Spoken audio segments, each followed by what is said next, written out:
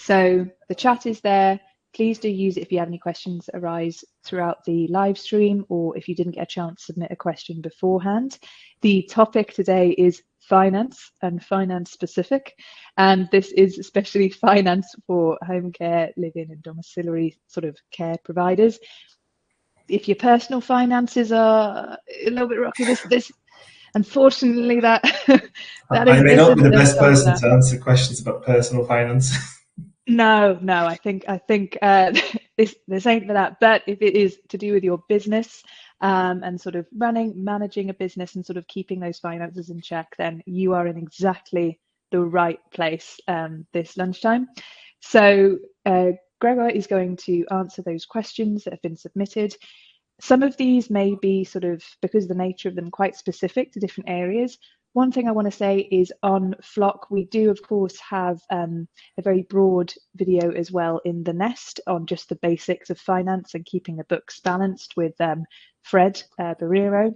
But that's a very kind of like starting out base level. Some of these questions will also be around that and are just sort of helping you get to grips with it. But don't worry, there's lots of finance fun on Flock. So whatever the kind of questions you have or whatever you're looking for, we hope to be able to accommodate and take care of you here. So for those of you who haven't met me, my name is Lucy and I'm the community lead on Flock. So if you have any questions or feedback or suggestions, it goes straight to me. So now you know who I am. You know, I don't bite, but I do bark a lot.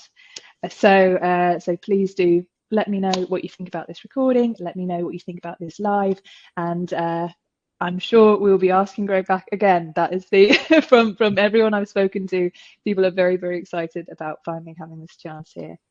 So without further ado, I would love to kick off and let's get some of those questions answered. Before we do, could you quickly introduce yourself and sort of share who you are? Yeah, hi everyone, welcome. My name is Greg. I'm a managing director of Promedica 24. I joined Promedica in 2018 as a finance manager, and this is my background. As you said, Lucy, finance can be scary, but it's also fun. And I will try to, explain a little bit about the funny part of finance today. Perfect. Yes, this is Fun Friday Finance. If only your name began with an F, then we would be absolutely flying. So the first question that came through is potentially a little bit complex, but I think just be great to hear your approach to this. Is how do we calculate the cost of delivering care per hour to ensure that we cover our expenses and remain profitable? Is there any guidance you could give around that? That's a really good question because we all struggle with thinking how much will be too much if I want to charge my client. So I think in order to set your price right, you need to first understand your cost structure. Where are you spending money? What are you buying? Because all of this, when you're adding it up, will determine the price that you will set for your clients. So just to not make it over difficult, I would say there are two types of costs. So the first type of cost is a fixed cost. So these are all the costs that you will incur no matter whether you're delivering any care or not. So your office, your insurance, your car rental, energy bills, all of that are your fixed costs. So these costs are incurring no matter whether you're delivering care. And then you've got your variable costs, and your variable costs will be everything that will be driven by the hours of care that you deliver. So if you pay your staff per hour, if you pay mileage, all of this will only appear when you're delivering care. So I would start with understanding what are my fixed costs and what are my variable costs. How much do I pay for all of that? And the next step would be to determine what is your break-even point. So break-even point, to make it as simple as possible, is a point in the time in your business where you will stop making loss and you're at zero. So net zero. You're not making any profit, you're not making any loss, you're at zero. So you can determine it in, I would say, two ways. You can determine determine a volume. So that's how many hours of care do I need to provide in order to reach this point, or what revenue do I need to generate in order to reach this point. So in order to do that, you need to know your fixed cost, you need to know your variable cost, and then you can play with it by setting different price. And basically we'll be able to get to the point that in a year, if I want to get to this point, I need to deliver 7,000 hours of care in a year, which will give you a number, let's say, I think around 150 hours per week on average to get to that point. So I would say I would focus on these three things. So fixed costs, what are they? Variable costs, and what would be my break even?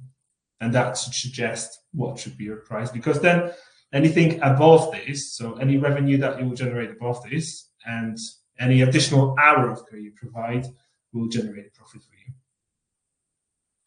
Interesting. So I think yeah, hearing this being broken down is sort of like, it's not a complete mystery. There are three different things you can look at to then pull that together. That's really, really useful advice. And I think sort of carrying on from that, another question that we had from the community was, what are the key financial metrics that we should monitor regularly? So in the finance world, in an economy, you've got plenty of useful and complex financial metrics. You've got quick ratio, cash ratio, acid tests, but I would suggest just forget about them. And there is a saying, and I didn't make it up. It is there. You can Google it. Revenue is vanity, profit is sanity, and cash is king. So I would say look at those three things for sure. But there is one more metric that I would say people often don't take into account, and this metric is time, because time is money, so it should be considered a financial metric as well. So just to give an example, if you're a care provider and you do everything on paper, you have no system to support you, and you spend 1 day a week on compliance, reconciliations, planning your rotas, printing, scanning, this sort of things. So theoretically, you saved £500 per month on care planning system, care management system, because you're not using it, you do everything on paper. But practically, it was probably worth £600 in your time. So you already lost £100. That's your loss here and now. And I would say that's a really, really big part. And these are 4 days you could spend on networking, business development, recruitment of carers, marketing your business. And if you just take it all together, 4 days a month, in 12 months, it gives 48 days. So I bet in 48 days, you could get additional carers, recruit them to your team and get, let's say, 10 extra clients.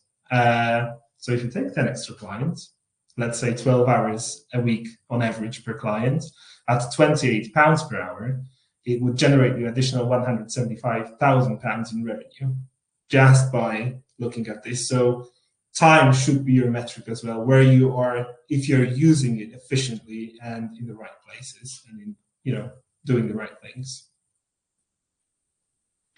Again, I think it's so good to hear this kind of like these metrics like time. It's actually relatively simple to break down what that means and to really use that to your advantage to line things up.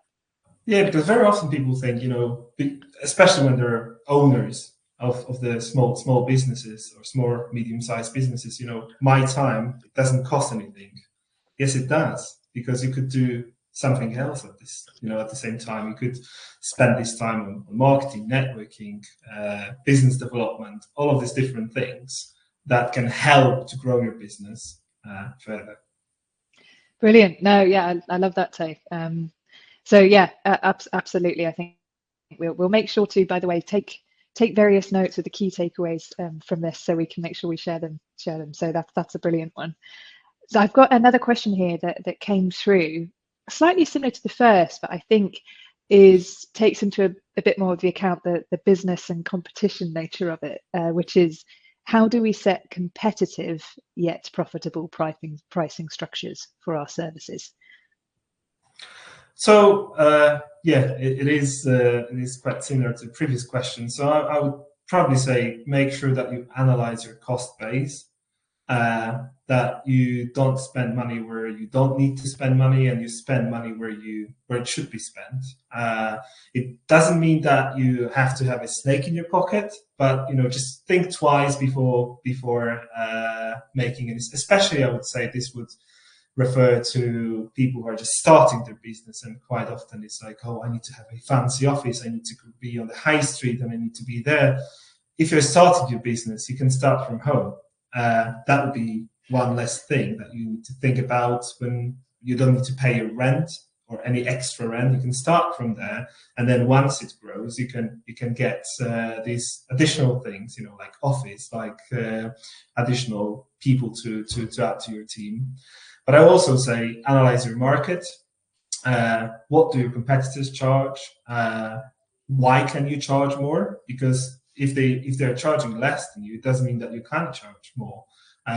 Quality equals cost. So if people want to receive a quality care at home, care homes, live-in, quality is a cost. They have to pay for the quality. So even recently, one of our branches in Leicestershire, we had at least, I think, 2 clients who moved from their current provider to us, despite the fact that they will have to pay twice as much as they were paying before, but they're completely dissatisfied with the quality of care that they were receiving. So people are willing to pay more if the quality is there.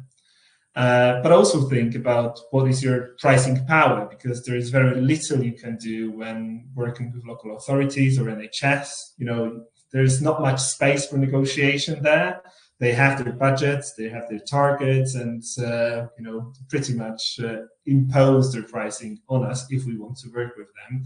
And it works differently with the private market, because the market will determine the price. And as I said, quality also has a really important part, play a really important part of this. And if I have to say other thing is when analyzing your market, look at many different things. So I will compare 2 of our own branches. One is in Leicestershire, one is in Dorset. We charge different prices in these areas because we are facing different challenges in these areas. So as much as in Dorset, it may be easier to find clients, it's much more difficult to find carers to join your team. Once in Leicestershire, it's more difficult to find clients, but it's easier to find people who want to join you. So there is so many different factors that will determine your price. Just do the right analysis, make sure that you understand your cost, fixed cost, variable cost, and it should help you to determine what is the profitable and competitive price. No, nice, incredibly useful. Just a very quick follow up on this. In terms of analysing competitor prices, would you suggest sort of just going to their website would be enough to sort of get that? Yeah. There's a number of different care directories as well, where you don't need to go necessarily to the website of each of the competitors, but there are care directories where you can see the prices starting from, or you can download the price list. So I would say just look around. You can Google everything within minutes. So use the resources you have. Perfect. Yes, get your inner investigative journalist out and sort of really explore the market around you. No, that's great. I think you mentioned there sort of when you're just starting out, you don't need the fancy office, you don't need all the bells and whistles necessarily. There was a question that is again maybe slightly related in terms of what are the best practices for managing cash flow in the early stages of setting up a business? So I'm sure we all heard stories about people who started their businesses with just £100 in their pockets, and those businesses are now worth billions of pounds. But this is a story of people one in a billion. So it would not work the same for everybody. So make sure you have enough funds to cover your working capital at the beginning of running your business. So don't just go there with a thinking that, oh, I've got nothing, but I will create something, because it's very rarely that it happens. Secure additional funding at the early stage of your business. So you can look to get a overdraft facility from your bank, because it's easier to do it when you have a healthy business than when you are in the crisis mode, and then you go to bank and say, I need this extra facility, and then they will review your request and they'll say, actually your business is not healthy, so we're not going to grant it to you. So do it when think about everything when it's good, when the times are good, not when you are in the crisis mode. I would say don't go too big too fast. So take your time to grow, because I've seen it by myself, where companies were experiencing significant growth in a short period of time. And then, the business owners started to, I need to employ 5 more people. I need to get these fancy cars for everyone. And then everything slowed down. The revenue started to drop, but your cost base, your cost pool is still the same. So do it smart, and maybe try to identify other source of income, apart from the services that we provide. So, for example, if you don't provide certain types of services yourself, but you receive regular inquiries for these type of services, find somebody else that you can partner with, that you can, refer to each other. We have set referral partnership program in Promedica 24, where we pay our partners an ongoing commission for each living package that we start, that they refer to us, and it's paid throughout the duration of the contract. So I know that there is many domiciliary care businesses that they don't want to do living, they don't want to touch living, but they're still receiving some living inquiries on a monthly basis, and they could still benefit from that without having to invest to start a new type of service. That's very interesting, that idea of sort of a referral, sort of referring each other, and I guess not only does that help with the sort of cash flow element of it, but I guess also securing your links within the community and sort of building up that building yourself up and setting yourself up as that sort of strong connector of different things. So no, that I think that's really good advice.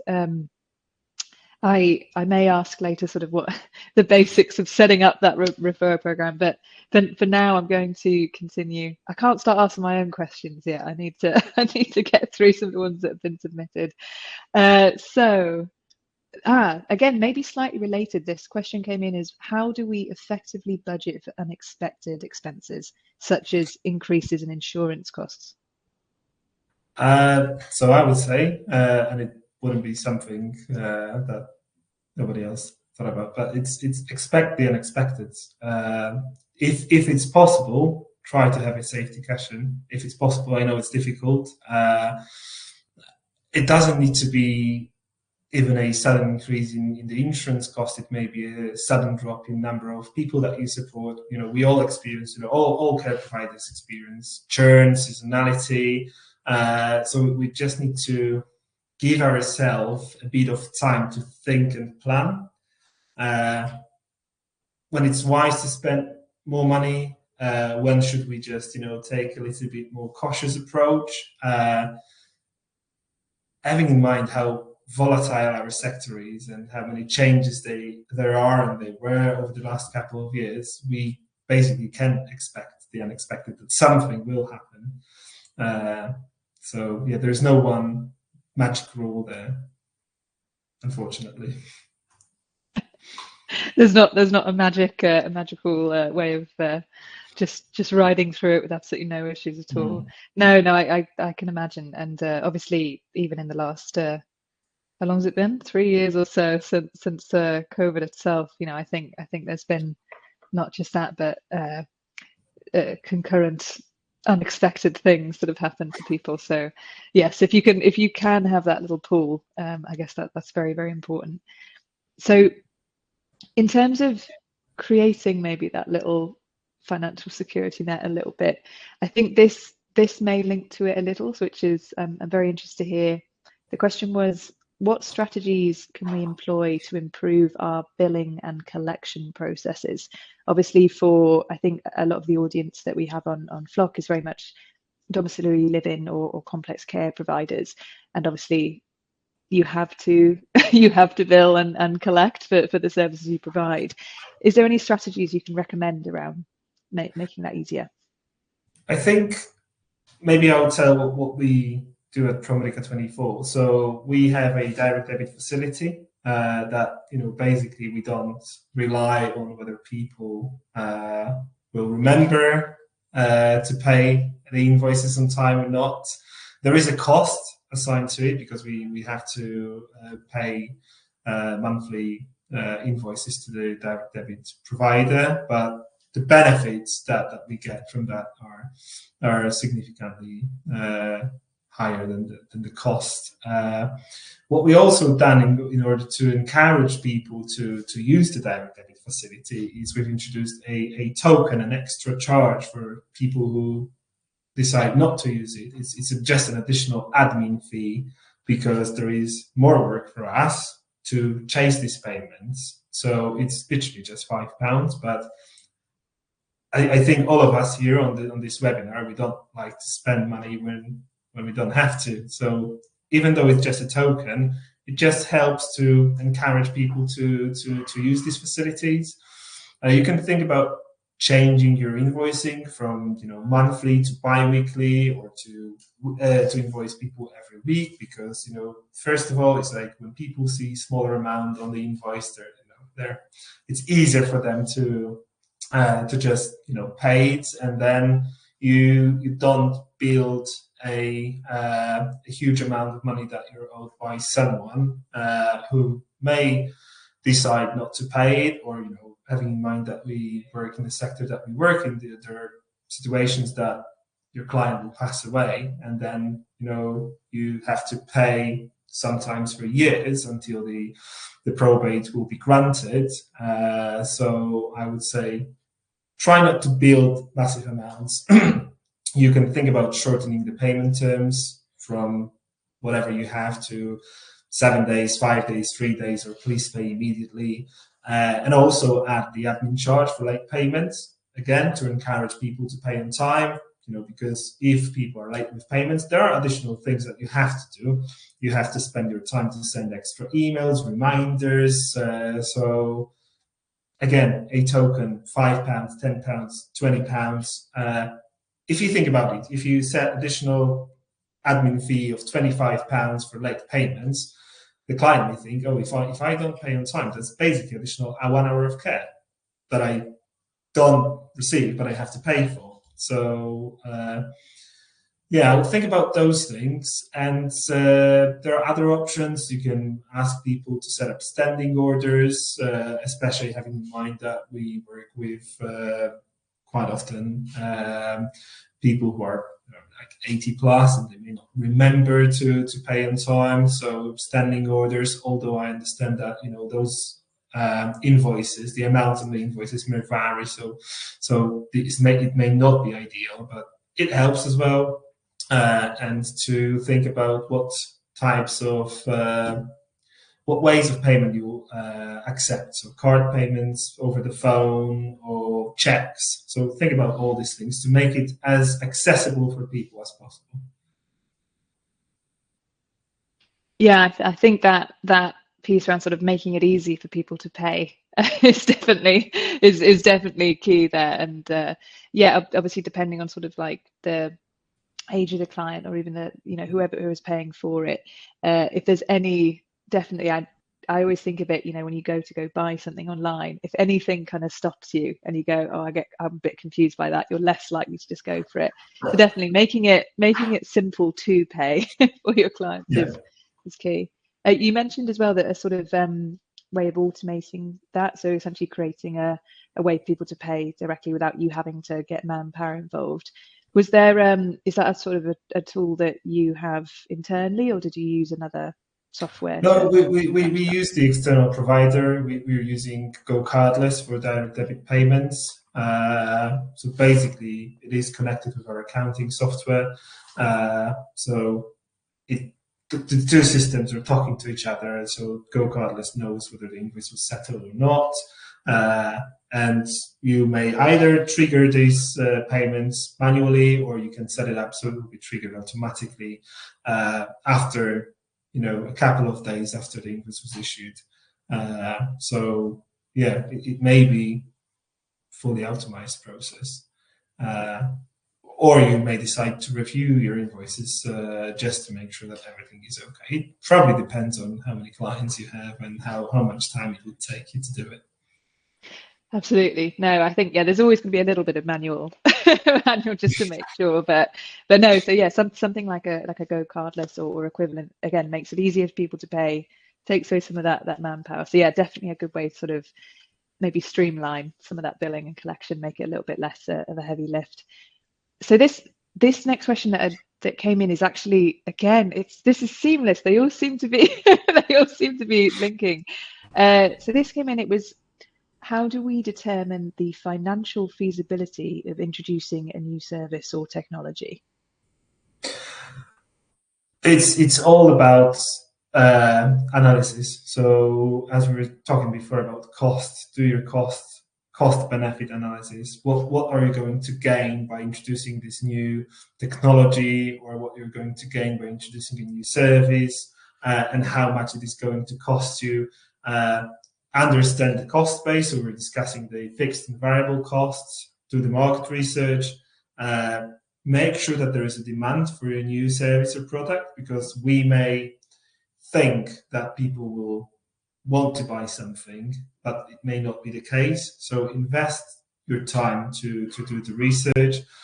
And as we were discussing before, the fixed and variable costs, when investing into a new service or technology, there will be, I would say, these two other types of costs. So these are relevant costs and irrelevant costs when analyzing a new service, for example. So relevant costs are all costs that are directly related to this new service that you're going to provide, or a new product that you want to launch on the market.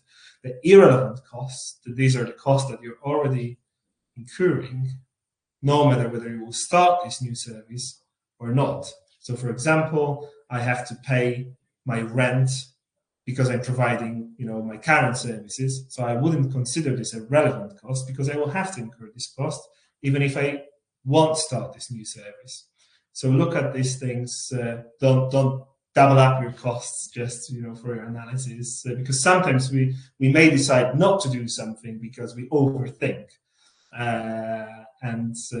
Just to understand. Sometimes you can trial things. So again, as I was saying about partnerships before, you don't need to jump on this new thing straight away. You can find your local partner or national partner to work with, and you can without doing it yourself, you can still benefit from some new services and find someone who already does it, and either learn from that partner or do it together.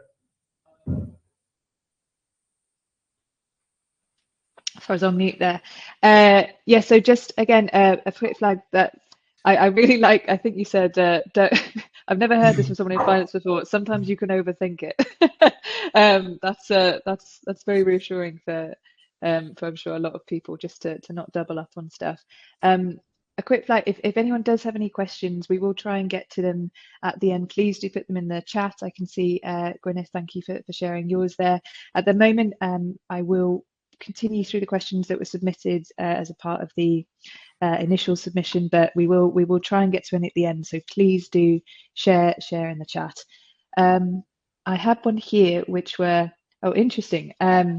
What are the implications of the national living wage increase for our cost structure and pricing? So, as we all know, it's inevitable. So the national living wage increase, we experience it every year. So this is not something unexpected. We can expect it every year in April. What I would say is a direct correlation. So the national living wage increases, so our cost base will increase, because we will have to translate it to the payroll, and it will end up with us paying more to our employees. What I would say is, do not be afraid to transition these costs to the end user, because if you if you continue to lower your margins, you will never be able to invest, you will never be able to improve, and you will never be able to grow your business.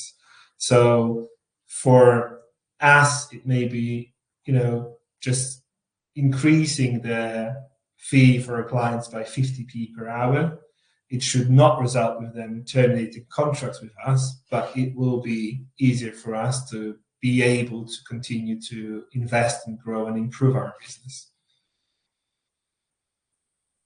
Okay, interesting. So not something to be, from your perspective, not something to be overly sort of like alarmed by, but actually something to be.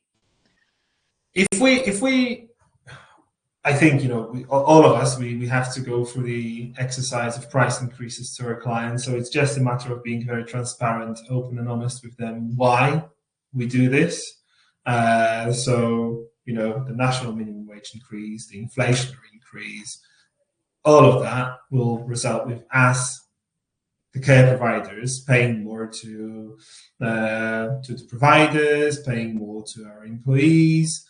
So at the end of the day, so either we take this hit and we have lower profit or no profit, and we're running at loss, or we will be open and transparent. We'll go to our clients and we explain them in advance, not like it will happen tomorrow, but if we go to them month in advance or 2 months in advance that the national minimum wage increase is coming.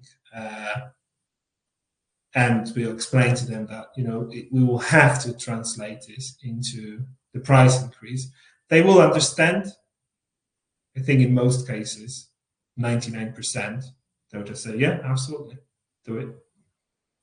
Yeah, I mean, I think because it's clear. I think if anyone hasn't been living under some sort of a rock, that more money is needed, and to be honest, having that increase will only serve to sort of just hopefully bring the UK in line with other countries. So it's inevitable. A lot of it is actually very good, for the people who work for businesses as well as businesses themselves. But it sounds like sort of transparency, openness, and a bit of an advance warning to your clients is a good way to approach it. No, that makes a lot of sense. So speaking of these kind of things that are almost, I think, I hope I get this right. I'm not very good at business talk. Macro things. So outside of kind of the immediate business control. There was a question that came in, which I think is very interesting, around how can we use financial forecasting to support strategic decision making and growth for a business? So I think it's quite, it's related to the previous question. It's all about monitor your revenue, monitor your costs, monitor your cash flow. Because as I said before, your revenue is vanity, profit is sanity, and cash is a king. Because you may generate a lot of revenue, then your cost base will be so significant there will be no profit, and therefore the cash that you had on your bank account will be just decreasing. On the other hand, you may generate a lot of revenue, your cost base will be optimized, and you will generate profit, but you will have problems with people paying on time. And therefore, at the end of the day, on paper, your business is healthy, you generate a lot of profit, but you don't have cash to reinvest into the growth. So all the steps that we've discussed before about improving your invoicing, improving your cash flow, take it into account, do a proper planning. And then, planning is one thing, because sometimes it's easy to create a plan, but it's more difficult to execute that plan. So monitoring, planning, execution, and monitoring again. So it's like an ongoing thing that you have to do. Nice, yeah. I think it's just keeping on top of something is always better than than ignoring it and hoping it will solve itself. I mean, hey, I've got washing up over there that I wish I'd kept up on top of earlier. So yeah, it's always much easier to kind of do it as it comes through. I think, speaking of sort of things that trying to link link these together. So for people who are on the call, that questions were submitted beforehand by the community for Greg to answer on the call. But there is, of course, the opportunity to, if you're here, to ask questions live in the chat. So this is a very free and nice and safe and lovely forum to do so. So if you have any questions, then do put them in the chat and we will try to come to them at the end. For now, the next question I saw that came up, which I think is interesting and very pertinent to a lot of the people we have on the Flock platform, is what are the key financial considerations when forming partnerships with NHS trusts or private health providers? It's a really good question. I would say that the key thing to consider when working with the NHS local authorities would be the payment terms, because as much as all of us, the care providers, we have our own payment terms. It will be 2 days, 3 days, 5 days, 7 days, or please pay immediately. The NHS and local authorities, they may not necessarily want to play with our rules, and very often it's that they will pay you within 60 days. So that's why we're going back to making sure that you monitor your cash, that you have a healthy balance between your private clients and funded clients, because at the end of the day, this is the situation where you may have generated the revenue and even the profit, but you will be paid in 60 days. So you need to make sure that you have enough cash at the moment to pay your salaries, to pay your rent, to pay for other costs. So this would be the most important thing to look at when working with the NHS, because with the public sector, we have very little negotiation power. So we basically are pretty much forced to play by their rules, and their rules are we'll pay you within a period of time, and it is what it is. If we just need to make sure that we understand their rules, because we have 40 plus ICBs across the country. We've got over 300 local authorities across the country, and there will be 350 different rules across the country, because one of the local authorities will ask you to put client's name on the invoice. The other one will tell you to put ID on the invoice. And if you don't have this information on the document, they will not go back to you and say, oh, please change your invoice. They will just not pay it. And then you have to go to them and ask, oh, why my invoice has not been paid? And then only then they will tell you, oh, because it was wrong, it was inaccurate, it was not correct.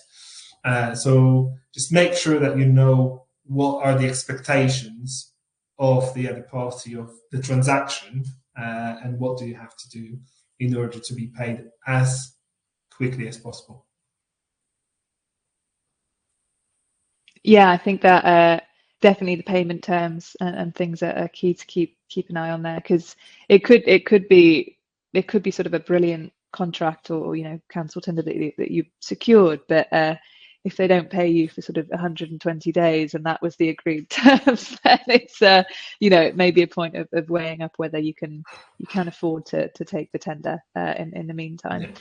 So yeah, no, absolutely. And I hope in time we will have more leveraging power across the social care sector. I know a lot of us on Flock are very, very keen to, well, and actually within social care itself are very keen to come together and sort of grow stronger and get that leveraging power back. So one day, but for now, make sure that you understand the payment terms. Absolutely. Yeah. So yes, this next one that came through. Again, unless you've been under a rock, I'm sure everyone will be aware that there's been some regulatory updates in the sector, and there may be sort of concern around, is there any financial risks related to that? So this question was, how do we manage the financial risks associated with regulatory changes that are coming up?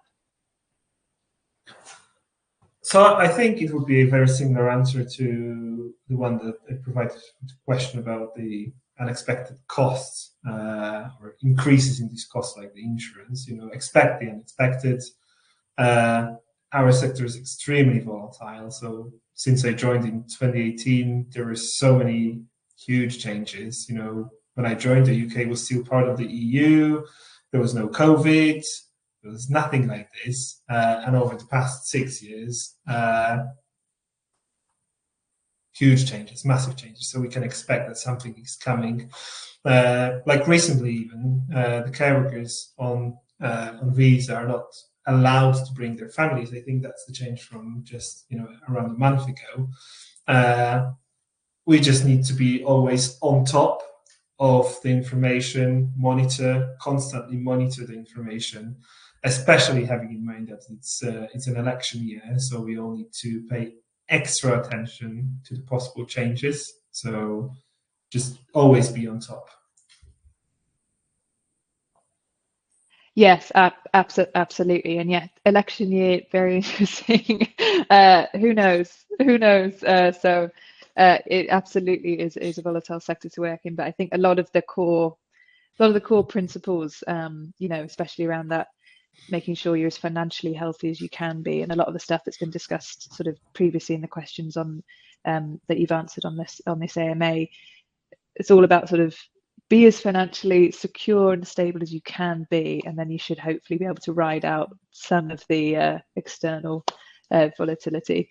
So I've got one final question here from the ones that came through, and I think this is interesting, especially for people who perhaps have one branch or so kind of looking to maybe expand. But as you work at ProMedica, very large service with sort of several different branches across the country, can you discuss the logistics and financial implications of transitioning from a local to a national care provider? So if I would be giving an advice to someone, I would think about doing it gradually. So rather than jumping from being local to national, I'm not saying it's not possible, but it probably require you to have a private equity investor who will be willing to invest significant amount of money and will not expect an immediate return, because the goal would be to grow rather than to generate profit at this early stage. So I would probably say think about this like going from local to regional. So you have your one branch, then you may consider to have another branch in the neighborhood. So you can benefit from the economy of scale here. So, for example, your registered manager could hold a dual registration and manage both offices and act like sort of a regional manager. So that's a positive thing and part of the logistics that you can think about, because there will be additional costs. You would have to have another office. You will have to have additional CQC location registered. You will have to think about extra stationery, marketing, so these sort of things. But there are economy of scale that you can think about that will appear there. So I would say going from local one branch to regional, having more than one branch, and then you can get to multi-regional, where you will cover a couple of regions. And finally, this will get you to being national. It will take time. But as I said, unless you have a private equity investor or you have enough money to fund it, I would rather recommend to go gradually, work with others. You'll always become a part of a national network by joining a franchise network. So yeah, and you could still have your own number of your own branches, just working under a name of a franchisor. Interesting. Yeah, I think that for anyone that has that sort of ambition to grow, I think it is definitely that case of don't do it before you've got the at least some sort of financial something in place to be able to do that, because it's not a small lift, definitely. But of course, it is a wonderful thing to do, and as ProMedica, I think the team there, testament to the fact it can work, and it can look brilliant when done well. So I am at the end of the questions that were submitted, which is amazing, and thank you to everyone from the community. If you're watching this after the event, I hope you saw your question come up there. And if you're here with us now, there is still a chance to put any questions in the chat, and if we get a chance to get to them, then we will do so.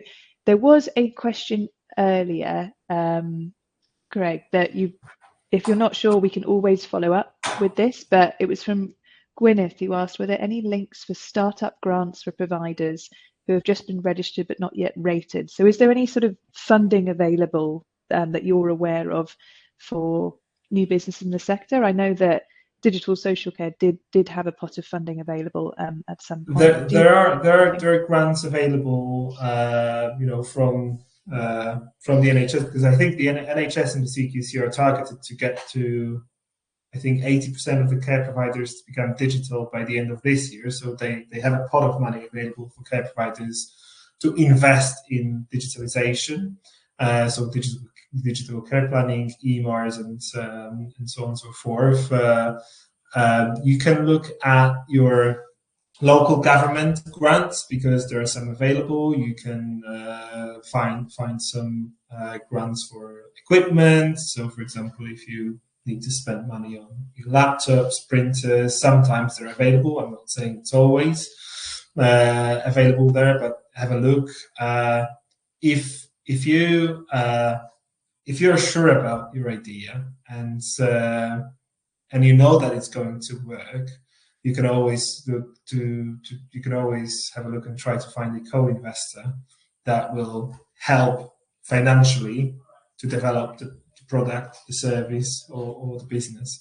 Obviously, you would have to build your case, present it to these investors, but there's a number of websites and communities that will link people with ideas with people with money.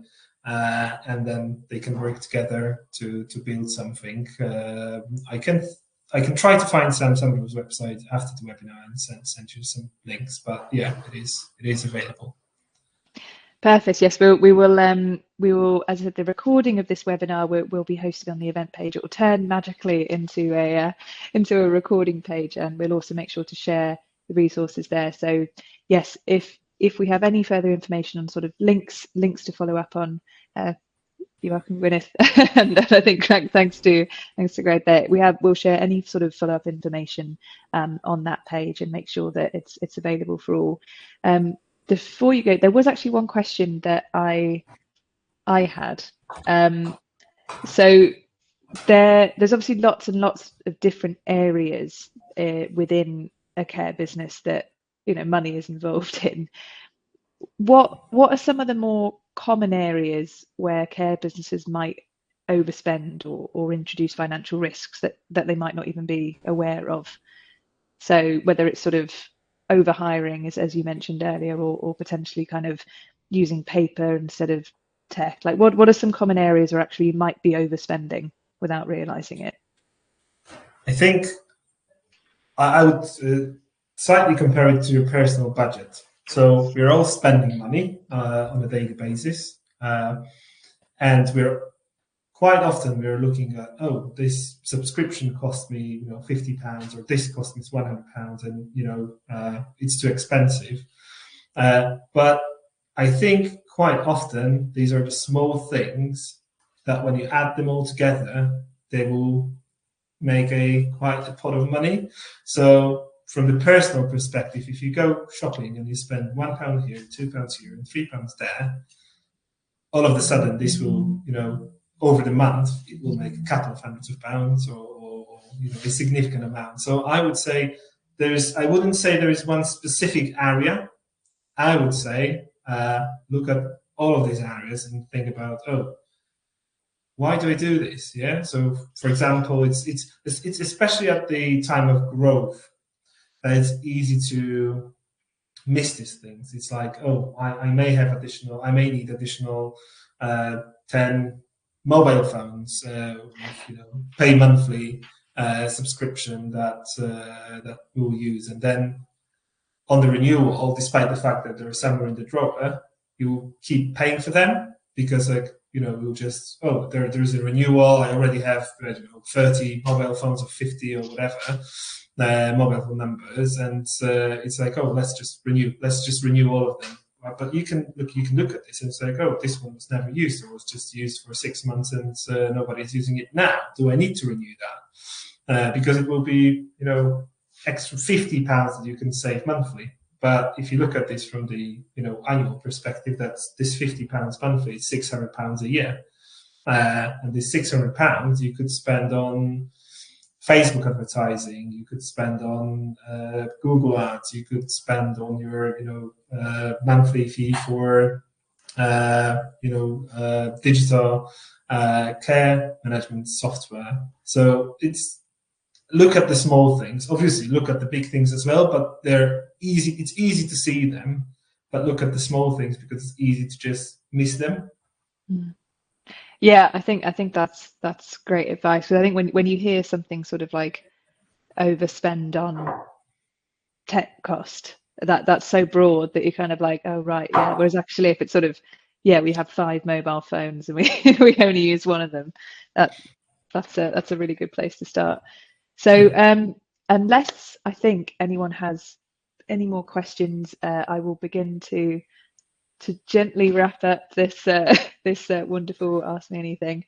Thank you very, very much, Greg, for that. I think there was a lot of really actionable advice, and I'm not very good at finance, and I think I understood, I sort of understood what you were talking about. So thank you very, very much. Thank you for having me. Yes. No, absolutely. We will. I'm sure there will be calls to have you back as sort of the expert on it. So key to growth and questions about process. Hello, Phil Talbot. So I think we have many financial experts on the platform. So of course, I think the key is maybe to connect everyone together and help get this information out there. So yes, thank you. Please. This is a community which is all about helping each other out and getting that knowledge out there. So key to that is making sure everyone also has time to eat their lunch and go and get a nice lunch. Everyone's just learned a lot about finance. Make sure we now overspend at Press Manger or wherever the nearest place is, and go get something good. So thank you once again for everyone who joined. We will be posting the recording to the event page. We will make sure that it goes up on the resources in Flock, and we may be sharing snippets of it as well on social media. Thank you, Greg. Thank you obviously for the ProMedica team, right? Maybe here for allowing you to join us today. And we will see you all again soon. Thank you everyone. Thank you very much. Thank you. Cheers. Bye. Bye-bye.